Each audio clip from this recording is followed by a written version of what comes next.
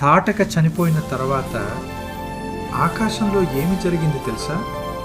తాటక సంహారం జరిగిన వెంటనే దేవతలు ఆకాశం నుండి చూసి ఆనందంతో నిండిపోయారు. తాటక సంహరించబడింది అని సంతోషపడ్డారు. అప్పుడే వారు విశ్వామిత్రుడి దగ్గరకు వచ్చి, ఇంత ధైర్యం ఉన్న రాముడికి అన్ని అస్త్రాలు ఉండాలి. నీకు తెలిసిన ధనుర్విద్య అంతా రామలక్ష్మణులకు ఉపదేశించు అని అన్నారు. అప్పుడు విశ్వామిత్రుడు హయశిరోనామం, కంచ అస్త్రం, కంకాలం, ఘోరం, కాపాలం, కంకణం, ఇంకా బ్రహ్మాస్త్రం, నారాయణాస్త్రం, వారుణాస్త్రం, ఇంద్రాస్త్రం అన్ని అస్త్రాలను ఉపదేశించాడు. అదే కాదు, 2 గొప్ప గదలు, నందనం అనే ఖడ్గం కూడా ఇచ్చాడు.